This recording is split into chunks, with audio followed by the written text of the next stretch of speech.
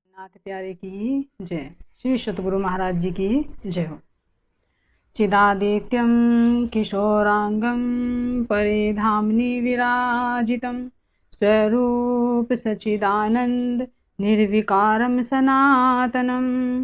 बंदो सतगुरु चरण को करो सुप्रेम प्रणाम। अशुभ हरण मंगल करण धनि देव चंद्र जी नाम। श्री प्राणनाथ सतगुरु परम विनय करू प्रणाम। उघरे विकट कपाट सुमरन जिनके नाम। श्री राम रतन सतगुरु मेरे काटो सकल कलेश। चरणों में करो वंदना हृदय करो परवेश। श्री प्राणनाथ निज मूलपति श्री मेहराज शुभ नाम। तेज कुंवर श्यामा युगल को पल पल करो प्रणाम। पल पल करो प्रणाम। धामधनी के लाडले व आत्म संबंधी प्यारे सुंदर साथ जी, आप सबके चरणों में मेरा कोटि कोटि प्रणाम। प्यारे सुंदर साथ जी, हमारा विषय चल रहा है बेहद भूमि अर्थात अक्षर ब्रह्म के चतुष्पाद में से अव्यकृत ब्रह्म। तो अव्यकृत ब्रह्म में जो चार भाग हैं, स्थूल, सूक्ष्म, कारण और महाकारण। तो जो इनका स्थूल है उस स्थूल का वर्णन हो चुका। स्थूल में क्या है? प्रणव ब्रह्म। जो उसके बारे में बताया है कि प्रणव ब्रह्म के अंदर क्या है? मन रूपी रोधिनी शक्ति। और ये ही प्रणव ब्रह्म के बारे में भी जो विस्तार से बताया गया है कि ये दूसरे नाम से किस नाम से जाना जाता है? बिंदु ज्योति स्वरूप, जिसका प्रतिबिंब नारायण के स्थूल में नाद ज्योति स्वरूप है। तो उसका ये मूल है। इसके बारे में बताया कि ये क्या है? प्रकाश पुंज है, स्वतः प्रकाशित है। और इनके 5 मुख, 10 भुजाएं और 15 नेत्र। तो 5 मुख क्या हैं? जो इनके अंदर सूक्ष्मतम रूप से और ऋचाओं के रूप में वेद हैं। तो 5 वेद ही इनके 5 मुख हैं। और जो इनके सूक्ष्म में से जो 10 शक्तियां आती हैं जिनसे सृष्टि का संचालन करते हैं। तो वे 10 क्या हैं? इनकी भुजाएं हैं। जो अधिभूत के साथ में 10 महाविद्याएं हैं, उन महाविद्याओं से ही तो ये सृष्टि के सारे क्रिया भार करते हैं, सृष्टि का संचालन करते हैं। तो क्रिया किससे होती है? हाथों से। तो इसलिए ये 10 शक्तियां जो इनके हाथ स्वरूप है। और जो आते हैं कि 15 नेत्र हैं। तो 15 नेत्र मतलब जो इन्हीं के साथ में ये रोधनी शक्ति है। और ये रोधनी शक्ति 15 दिन साकार रूप लेती है तो 15 दिन निराकार रूप लेती है। जब साकार रूप होती है तो सृष्टि का विस्तार होता है, और जब निराकार रूप होती है तो सृष्टि को अपने अंदर ले कर लेती है। तो जैसे जब दृष्टि को खोलते हैं तभी तो हाथों से क्रिया करते हैं। तो ये 15 दिन क्या है? इनके 15 नेत्र का संकेत है। और इसी के साथ में मन रूपी रोधनी शक्ति है जो अनाधिकारी जीवों को ऊपर नहीं जाने देती। तो ये क्या है? अव्याकृत के प्रणव ब्रह्म में। अब इससे ऊपर का स्थान जो है, इससे ऊपर का स्थान यानी जो इसी के 2 कोष बने हैं, एक अज्ञानमय कोष और एक ज्ञानमय कोष। तो ज्ञानमय कोष से ऊपर क्या है? काल निरंजन शक्ति। तो ये काल निरंजन शक्ति क्या करती है? अपने अंदर से अनंत जीवों को प्रकट करती है और फिर ला करके उसमें अपने अंदर ही समाहित कर लेती है। लेकिन ये काल निरंजन शक्ति सृष्टि का जब संरचना यानी सृष्टि की जब रचना करती हैं तो किसके माध्यम से करती हैं? ये प्रणव ब्रह्म के माध्यम से। और इसी का प्रतिबिंब किसके अंदर पड़ता है? जो आदि नारायण के सूक्ष्म में महतत्व है, उसका ये प्रतिबिंब है। और इस महतत्व का मूल ये काल निरंजन। तो इस काल निरंजन शक्ति के अंदर असंख्य शक्तियां हैं जिन शक्तियों के कारण ये अत्यंत प्रचंड और प्रबल है। तो जो इसके नाम थे महतत्व के, वे ही नाम इस काल निरंजन के भी हैं। जैसे निर्गुण कहा, निराकार कहा और इसको महतत्व भी कहा है। क्यों? क्योंकि महतत्व का ही मूल है। और अंतर इतना है कि जब इसको नाद स्वभाव कहा है महतत्व को, तो इस काल निरंजन को बिंदु नाद कहा। क्यों? क्योंकि वहां पर ज्ञान रूप है, तो नीचे ये अज्ञान रूप है। और भी इसके नाम हैं जो वाणी में भी महाराज जी ने वर्णन किया है। इसको क्या कहा है? काल निरंजन शक्ति। यानी निरंजन का मतलब होता है जो आंखों से ना दिखाई दे, मन वचन और जो दृष्टि से परे, उसको कहते हैं निरंजन। और दूसरा आता है काल पुरुष। यानी ये पुरुष तो है, पुरुष एक जो अक्षर ब्रह्म है, अक्षर ब्रह्म पुरुष रूप है, तो उनका ये सृष्टि रचना वाला रूप है जो काल का काम करता है। यानी सृष्टि को बनाता है और फिर अपने अंदर लय कर लेता है। तो इनको काल पुरुष भी कहा है, काल भगवान भी कहा है। यानी जो 5 तत्वों का निर्माण करते हैं, क्योंकि प्रणव ब्रह्म में सूक्ष्मतम रूप से 5 तत्व हैं, फिर वहीं से वे शुद्ध रूप में है, सूक्ष्म रूप में है। तो जब वे आदि नारायण के अंदर प्रवेश करते हैं तो वे विकारित हो जाते हैं और स्थूल रूप हो जाते हैं। तो ये जो 5 तत्व है, भूमि है, गगन है,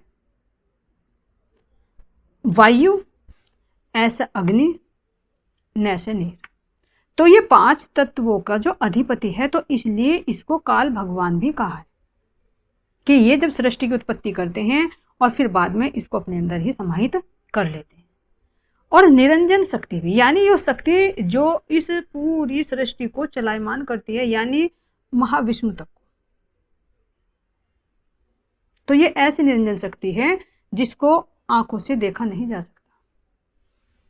और ये अनंत ब्रह्मांडों, नारायण सहित, महाविष्णु सहित अनेकों ब्रह्मांडों को अपने अंदर से प्रकट करते हैं और फिर उनको अपने अंदर ही समाहित कर लेते हैं। तो अपने अंदर समाहित, उनको ग्रसित करने के कारण इसको महाकाल भी कहा है, इसको महारुद्र भी कहा है। यानी जब संहार करते हैं तो ये रुद्र रूप धारण कर लेते हैं, तो इनको महारुद्र की भी संज्ञा दी गई है। और महतत्व भी कहा, क्योंकि जब नारायण के अंदर मोह उत्पन्न हुआ तो वो मोह रूपी अंडा इसी का ही मूल है, यही मूल है इस मोह का। जो नारायण के अंदर जो हिरण्यगर्भ आता है, यानी महाक्षर समष्टि में जो 5वीं क्षर समष्टि बताई, यानी जो मोह का आवरण है, उसके अंदर जो उनका इच्छा रूपी अंडा है, तो वो इच्छा रूपी मोह रूपी अंडा ही तो है। तो वो इच्छा यहीं से ही प्रकट हुई, वो मोह इसी के अंदर से प्रकट हुआ है, यानी जो नींद का आवरण है। तो इसलिए इसको महतत्व भी कहा है। और जो इसी का ही प्रतिबिंब आदि नारायण के सूक्ष्म आता है, तो उस मोह की उत्पत्ति 14 लोक ब्रह्मांड में विस्तार हुआ है, जिसमें से वे शेष साई नारायण प्रकट हुए और उनके अंदर से त्रिगुण प्रकट हुए। तो महाराज जी कहते हैं यहाँ पर कि एक महतत्व तो नारायण के सूक्ष्म हुआ, और इसका मूल कहाँ पर है? अव्यकृत के सूक्ष्म। तो जो संसारिक जीव होते हैं उनको इस नारायण के सूक्ष्म में जो महतत्व है वहां तक की भी पहुंच नहीं होती।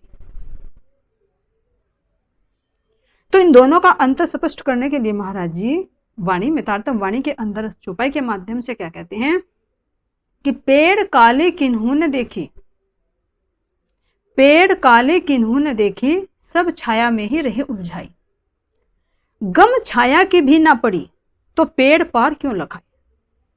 देखिए महाराज जी क्या कह रहे हैं इसमें कि पेड़ काले किन्हू न देखी, यानी जो ये सृष्टि का मूल है, ये सृष्टि रूपी जो वृक्ष है, इस वृक्ष का मूल तो किसी ने नहीं देखा।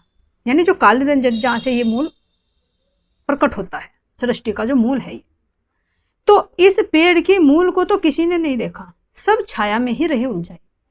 तो इस काल निरंजन की छाया क्या है? नारायण के सूक्ष्म में जो महतत्व है, सब इसी महतत्व तक ही उलझ कर रह गए। तो सब छाया में ही रह जाए। गम छाया की भी नहीं पड़ी तो पेड़ पार क्यों लगाए। तो जो परछाई है यानी जो नारायण के सूक्ष्म में जो महत्त्व है, ये उस काल निरंजन का ही तो प्रतिबिंब है। जैसे पेड़ की परछाई होती है, प्रतिबिंब होता है। तो महाराज जी कह रहे हैं कि जो परछाई है इसकी भी गम नहीं पड़ी, गम छाया की भी नहीं पड़ी, तो पेड़ पार क्यों लगाए। तो ये जो पेड़ है, संसार रूपी वृक्ष की जो जड़ है काल निरंजन, तो इससे परे जो सबलिक ब्रह्म है, केवल ब्रह्म है, सत्स्वरूप ब्रह्म है, और फिर हमारा अक्षरधाम और परमधाम, जो कह रहे हैं महाराज जी कि हद के पार बेहद है, बेहद पार अक्षर, और अक्षर पार वतन है, जाके इनकर। तो सांसारिक जीवों को तो जो नारायण आदि नारायण के सूक्ष्म में जो महत्त्व है, यानी जो उस काल निरंजन की परछाई है, इसकी भी पहचान नहीं है, इसको भी पार नहीं पा सकते। तो फिर जो इस पेड़ से परे जो उसका मूल है, तो उसको कैसे प्राप्त कर सकते। पेड़ पार क्यों लगाए, तो उस पेड़ से परे नहीं लग सकते। तो जीवों के लिए भी महाराज जी क्या कह रहे हैं कि काल निरंजन तक भी कोई बिरला पहुंचता है, लेकिन अधिकतर जो सांसारिक जीव होते हैं वे क्या कह रहे हैं कि त्रिगुण को ही अपना परमात्मा मानते हैं।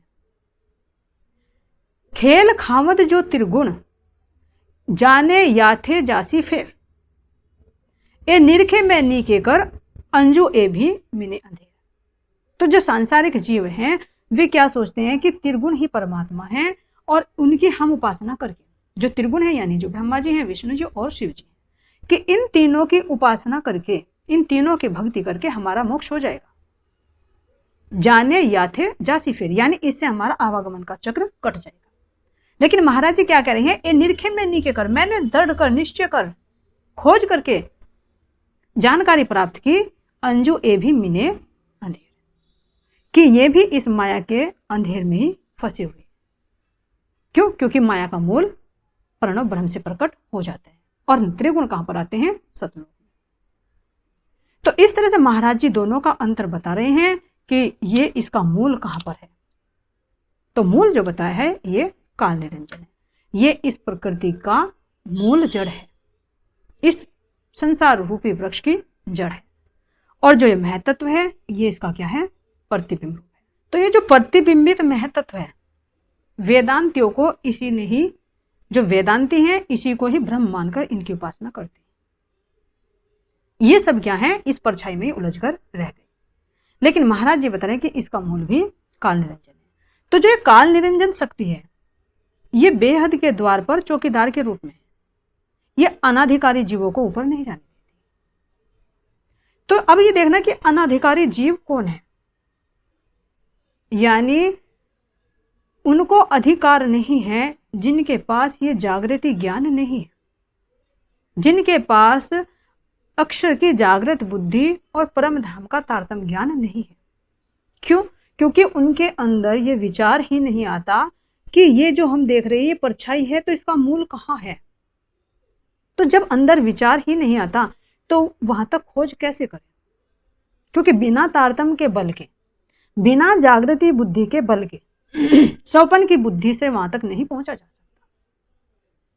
तो जिसके पास जागृति बुद्धि नहीं है, ये तारतम्य ज्ञान नहीं है, जिसको माया और भ्रम की पहचान नहीं है, तो वे अनाधिकारी जीव है। तो उन अनाधिकारी जीवों को ये जो काल निरंजन शक्ति है ये नीचे माया में ही फंसा देती है। तो एक शक्ति कहां पर है, जो मन रूपी रोधिनी शक्ति बताई वो तो है प्रणव ब्रह्म के अंदर, और ये दूसरी रोधिनी शक्ति का जो रुकावट का काम कर रही है, चौकीदार का काम कर रही है, ये है काल निरंजन शक्ति। क्यों? क्योंकि ये सबको अपने अंदर ग्रास कर देती है। तो जो प्रणव ब्रह्म के अंदर रोधिनी शक्ति है, तो ये रोधिनी शक्ति किसको रोकती है, जो संसार के जीव हैं उनको ऊपर नहीं जाने देती। लेकिन महाराज जी का जो तारतम्य ज्ञान है, इसके माध्यम से इस रोधिनी, मन रूपी रोधिनी शक्ति को पार किया जा सकता है, इस काल निरंजन शक्ति को पार किया जा सकता है।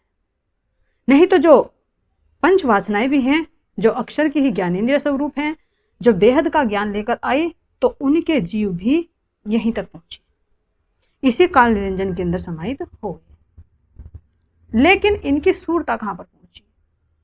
सूरता पहुंची है अव्यकृत के जो चार, अव्यकृत के महाकरण के जो 4 भाग हैं, उस 4 भाग में से शुद्ध स्थूल में उनका स्थान है।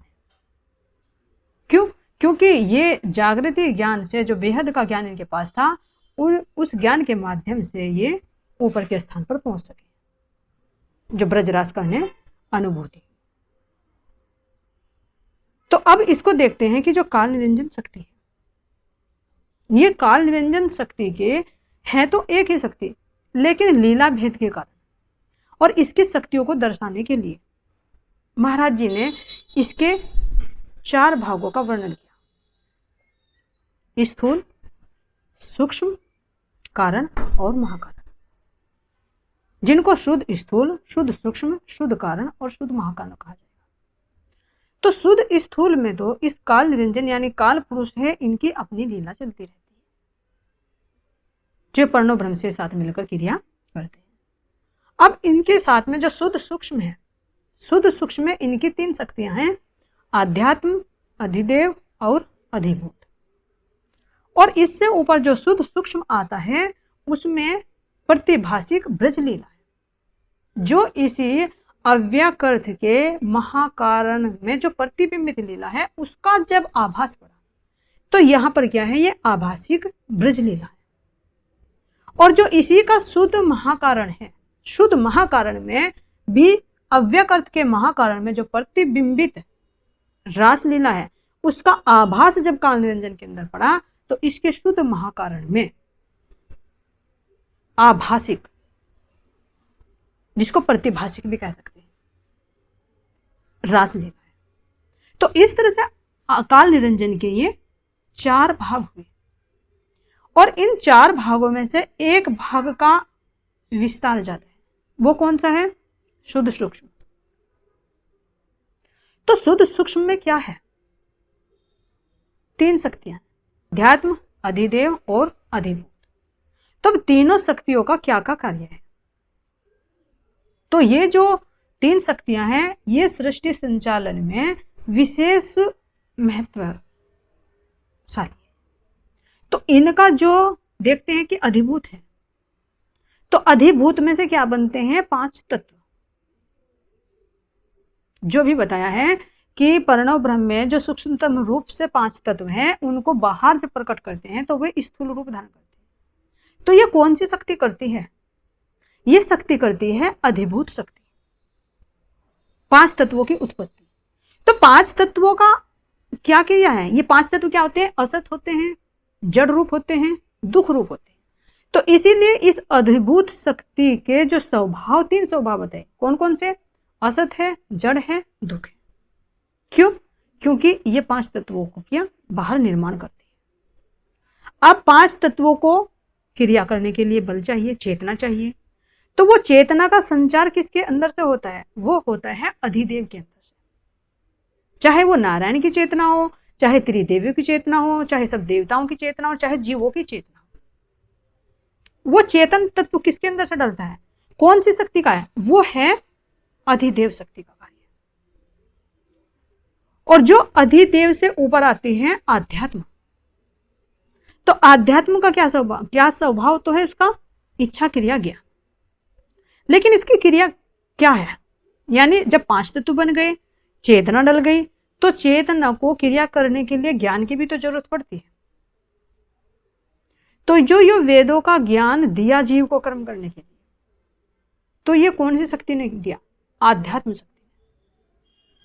तो वेदों के ज्ञान के अंदर से जितने भी विचार निकलते हैं, वे सारे इसके अंदर से ही तो निकलते हैं।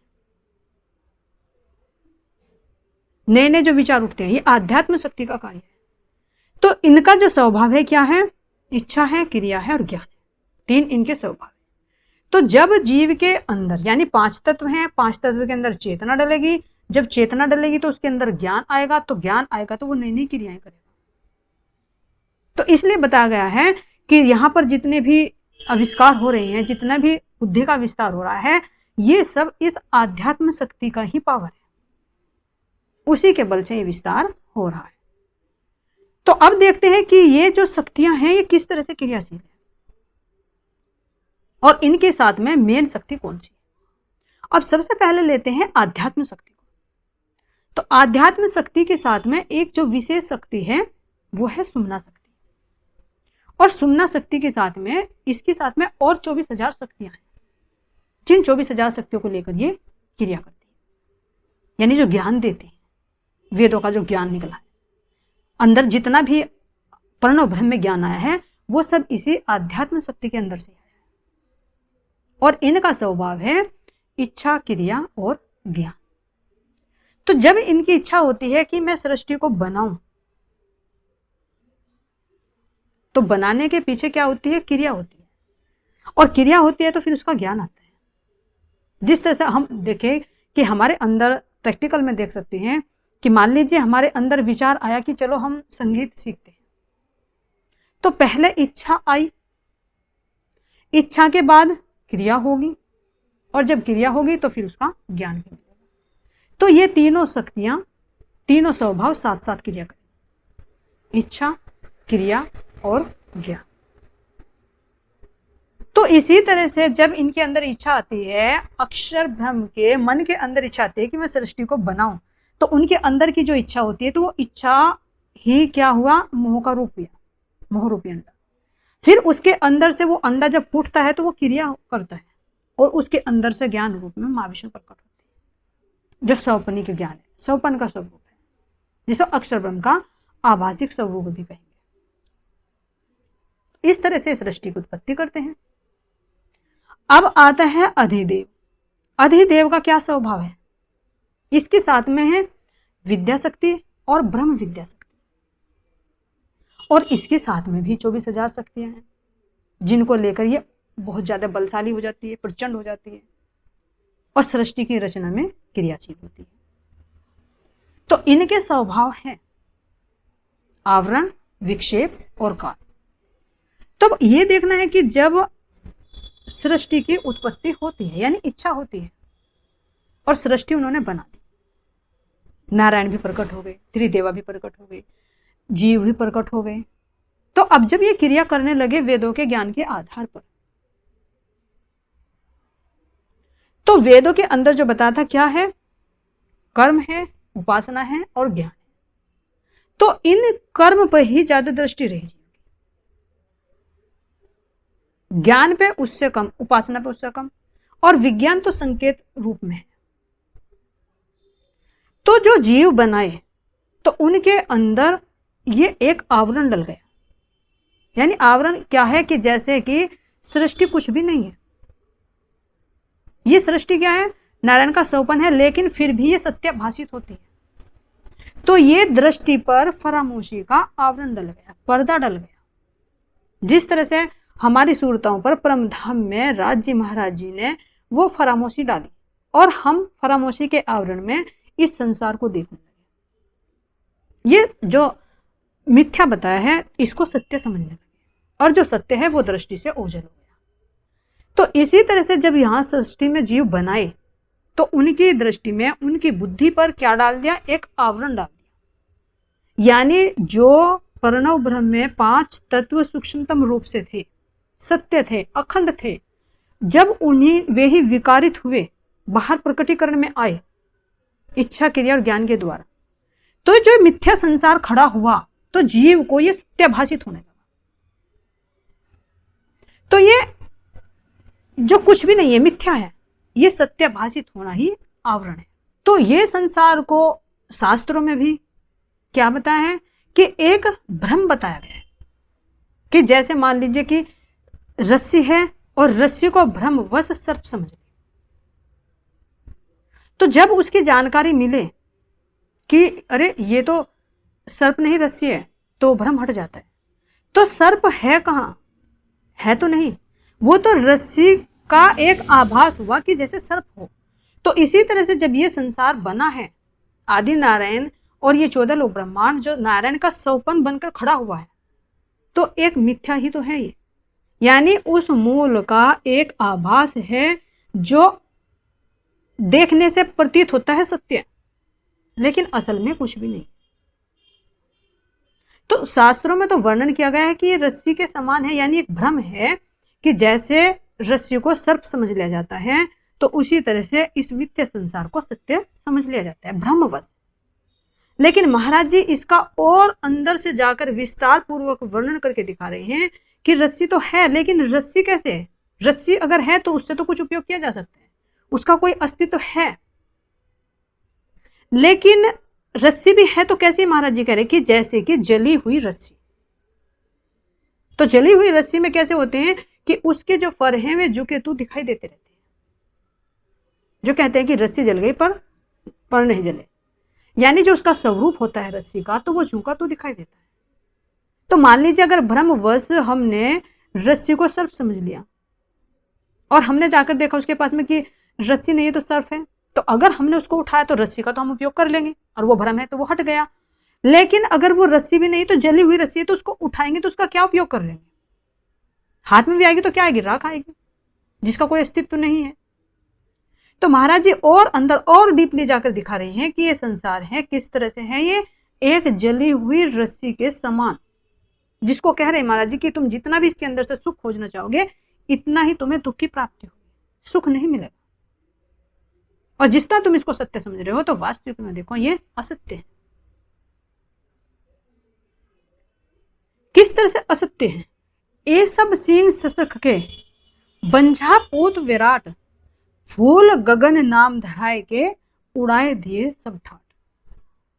तो महाराज जी इसमें क्या वर्णन करें कि ये संसार कैसा है? और मत वाले भी मानते हैं कि ये संसार कैसा है कि जैसे गगन का फूल।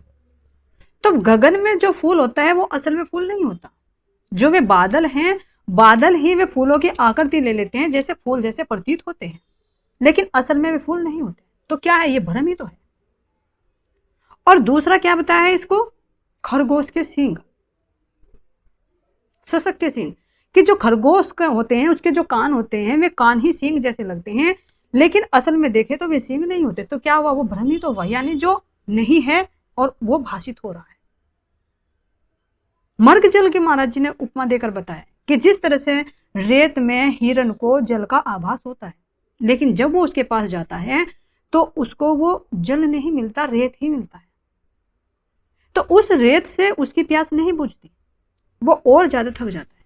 तो इसी तरह से महाराज जी यहाँ पर हमें समझाते हैं कि तुम इस संसार में जितने सुख की खोज करोगे तो बदले में दुख ही मिलेगा, क्योंकि ये संसार मर्ग जल जैसा है, इसमें सुख भाषित होता है, इसमें आनंद है ही नहीं। और जो चौथा महाराज जी बता रहे हैं इसको क्या बताया है कि बंझा पुत्र, जैसे बांझ स्त्री होती है उसके अपना पुत्र नहीं होता, लेकिन जब दूसरे के पुत्र का वो स्नेह करती है, लालन पालन करती है, तो उसको देखने वालों को ऐसा लगता है कि जैसे इसका अपना पुत्र हो। लेकिन जब रियलिटी जानते हैं तो पता लगता है कि ये इसका अपना पुत्र नहीं है, तो वो क्या था? भ्रम। तो इसी तरह से इस संसार की उपमा देकर महाराज जी बता रहे हैं कि ये संसार इस तरह से है कि जो भाषित हो रहा है, लेकिन असल में ये कुछ भी नहीं है। जब तक है, जब तक दिखाई दे रहा है तो मिथ्या बताया इसको महाराज। ये नहीं कि कुछ नहीं है, कुछ तो है जो दिखाई दे रहा है, लेकिन क्या सा है? मिथ्या है, ये सत्य नहीं है। अब है और फिर ये मिट जाएगा। तो ये सब जीवों के अंदर डल जाते हैं। जब अज्ञानता में होता है जीव तो इसको सत्य मानता है। जो अब से पहले जब तक महाराज जी की शरण में नहीं आए थे, सतगुरु की कृपा दृष्टि में नहीं आए थे, तो हम भी इस संसार को सब कुछ, इसी संसार को भी नहीं, इस पिंड को ही सत्य समझ रहे थे। लेकिन सतगुरु महाराज जी ने अपनी कृपा दृष्टि डाली और इस तारतम्य ज्ञान के माध्यम से दिखाया कि वास्तव में देखिए आंख खोलकर कि ये संसार कैसे मिथ्या है। तो ये जो आवरण पड़ा हुआ था बुद्धि पर, भ्रम का आवरण था, तो ये आवरण सतगुरु महाराज जी की कृपा दृष्टि से ही हट सकता है, तारतम्य ज्ञान के प्रकाश से ही हट सकता है। तो जब जीव की उत्पत्ति करते हैं, ये काल निरंजन सृष्टि बनाते हैं, तो जीवों के अंदर ये एक आवरण डल जाता है। और विक्षेप, आवरण के बाद आता है विक्षेप। तो विक्षेप किसको कहते हैं? यानी जो चीज नहीं है वो तो सत्य भाषित हो रही है, और जो सत्य परमात्मा है, सत्य आत्मा है, उसको निराकार बता देते हैं, क्योंकि वो दिखाई नहीं देता। जो कह रहे हैं कि साकार को निराकार कहे और निराकार को साकार। तो जो ये महाराज जी कह रहे हैं कि जो ये साकार किससे कह रहे हैं, क्योंकि जो बनता और मिटता है तो उसका आकार तो निश्चित है नहीं, तो तुम साकार कैसे कह सकते हो। लेकिन जो परमात्मा है वो भी शुद्ध साकार है, निराकार नहीं है। इन मन वचन कर्म से, मन वचन और दृष्टि से दिखाई तो नहीं देता, अंतर आत्मा से उसका अनुभव होता है, तो वो निराकार नहीं है। लेकिन अज्ञानतावश जीव को ये जो संसार है, ये जो शरीर है, ये तो सब सत्य भाषित होता है, और जो आत्मा है, परमात्मा है, वो सब निराकार रूप दिखाई देता है।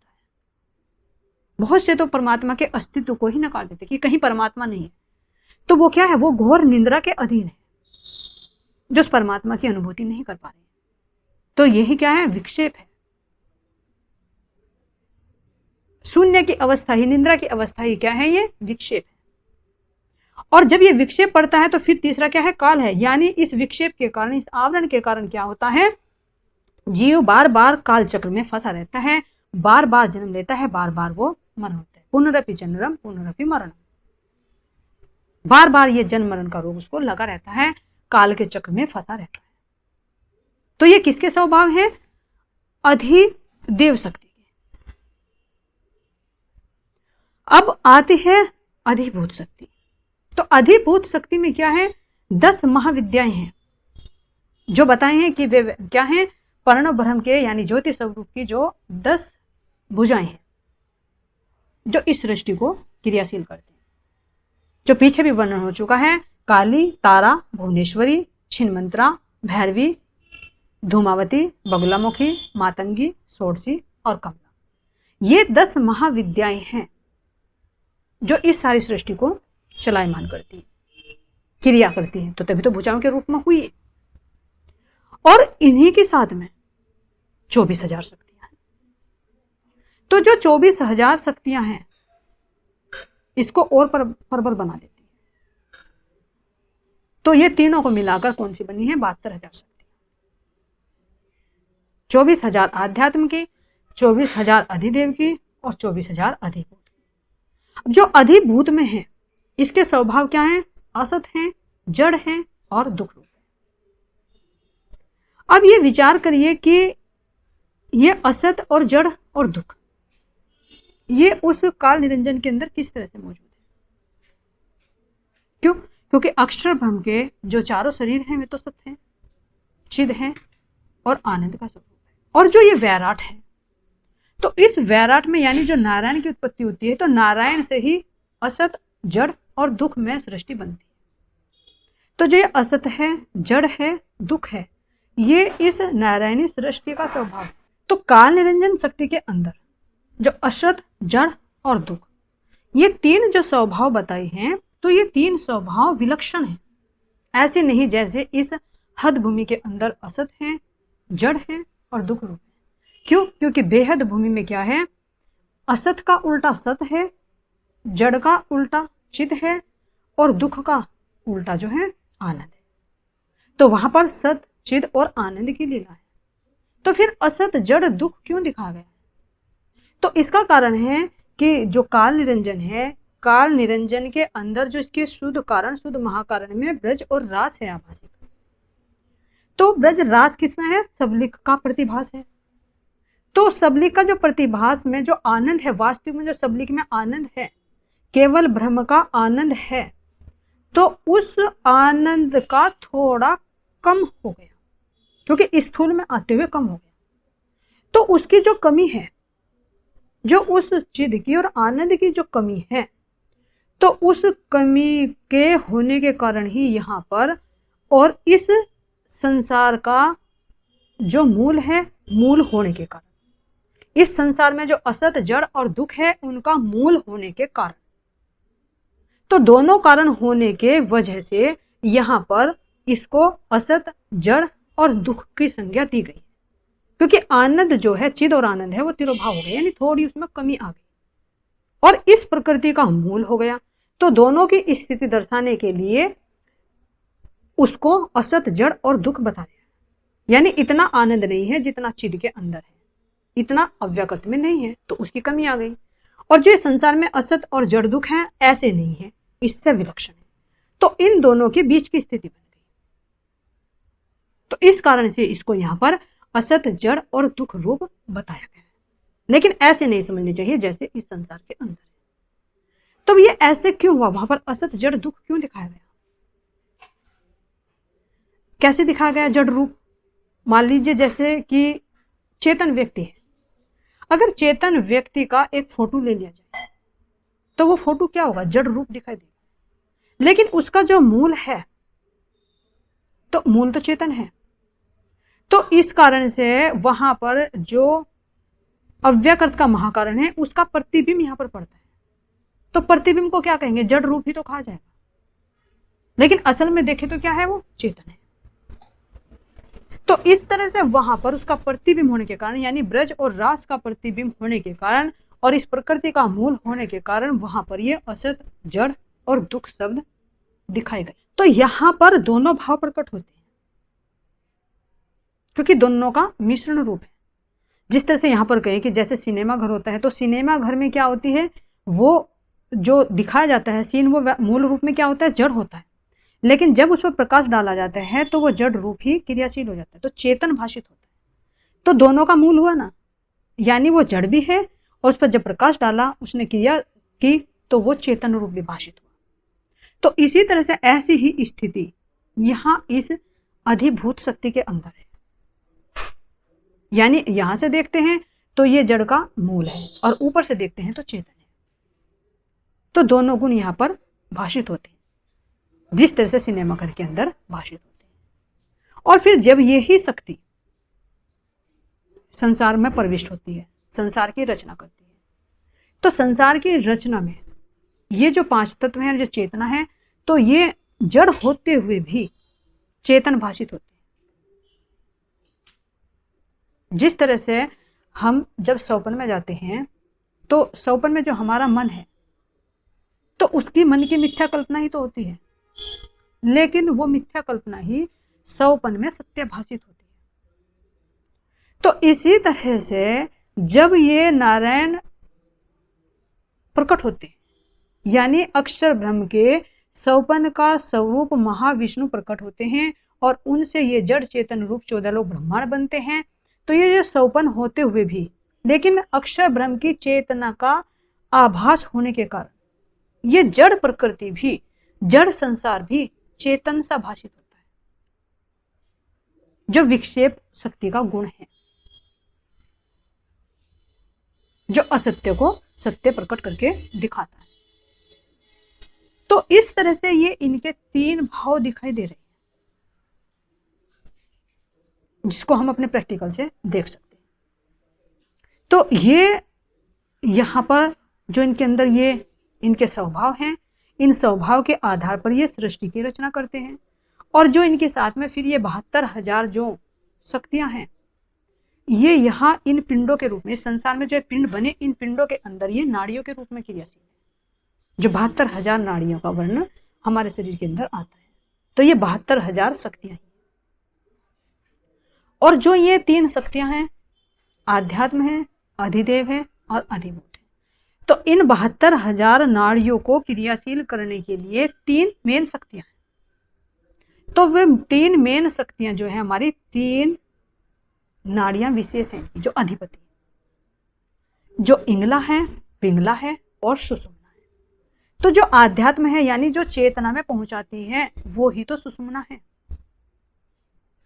जो आध्यात्म के नाम से संबोधित की गई है।